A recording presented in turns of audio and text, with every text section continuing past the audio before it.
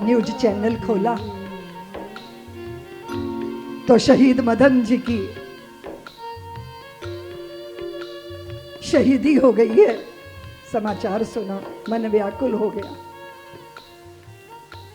हमारा पड़ोसी, उसके पास हृदय नहीं है। क्या हृदय होगा जो अपनी जवान संतानों को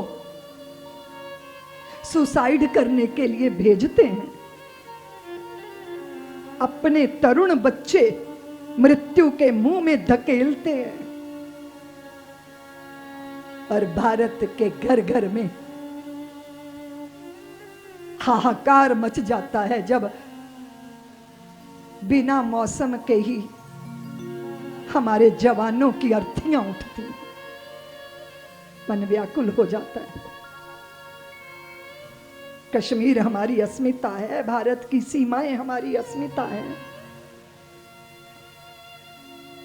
पाकिस्तानियों ने यह निश्चय किया था कि हम साथ में नहीं रह सकते, इसलिए भारत के टुकड़े करवाए, भारत का विभाजन हुआ। लाखों लाखों स्त्रियों ने अपना शील, अपने प्राण पुरुषों ने गवाए। उनसे पूछो जो पार्टीशन के समय उधर से इधर आए, अपनी प्यासी संतानों को अपना मूत्र पिला के जिंदा रखा था उन्होंने। वो घाव अभी भरे नहीं।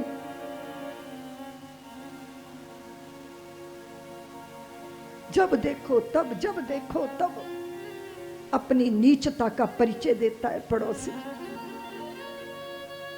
और मैं एक ही बात कहना चाहती हूँ इस व्यास पीठ से।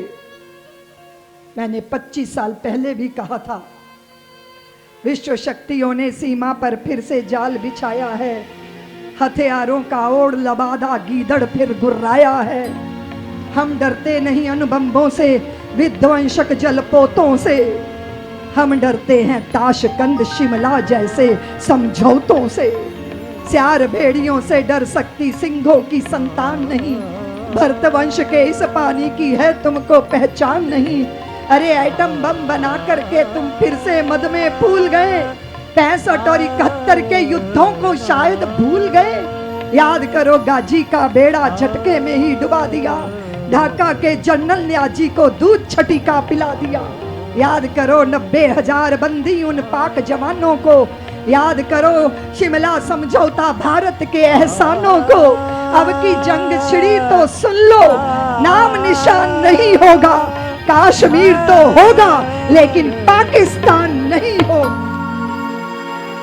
तुम्हारी नीचता, तुम्हारी क्षुद्रता इससे पता चलती है कि तुम अपनी संतान के स्वयं हत्यारे। तुम्हें तो पता है ना देवियों, 2 स्त्रियां लड़ी थीं एक पुत्र के लिए, एक नकली थी एक असली थी। फिर फैसला नहीं हो पा रहा था किसका पुत्र है किसका। जज ने कहा एक ही तरीका है, इसके 2 टुकड़े कर दो, दोनों में एक एक बांट दो। और जो नकली थी वो चहक के बोली हाँ हाँ मैं तो तैयार हूं। और जो असली माता थी वो व्याकुल होकर बोली कि मेरा पुत्र इसी को दे दो, पर इसके टुकड़े मत करो, मैं उसको मृत्यु के मुंह में नहीं देख सकती।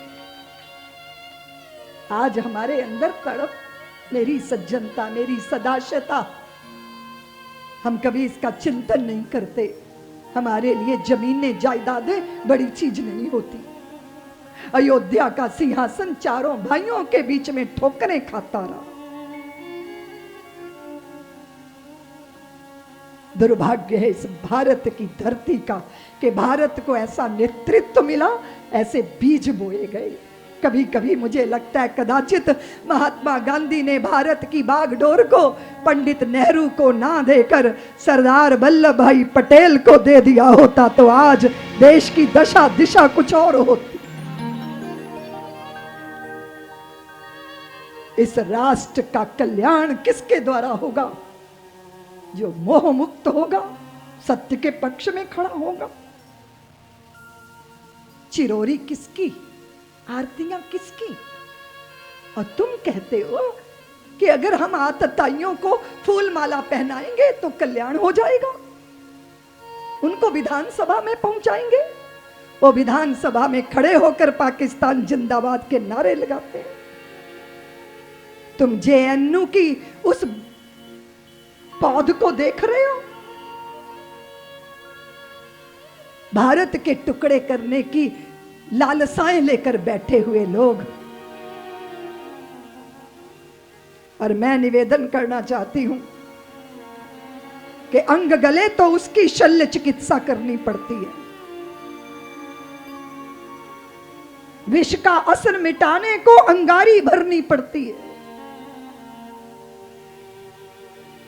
मन को मार लहू की गहरी नदी तैरनी पड़ती है, नीलकंठ बनकर मंथन की कीमत भरनी पड़ती है, बनकर विश्वामित्र राज का रक्त जगाना पड़ता है, और राम और लक्ष्मण से महलों को छुड़वाना पड़ता है, शूर्पणखा की नाक काट रावण मरवाना पड़ता है, छोड़ साधना संतों को भी आगे आना पड़ता है। इसीलिए एक बार डमरू की फिर से डम डम डम हो जाने दो। एक बार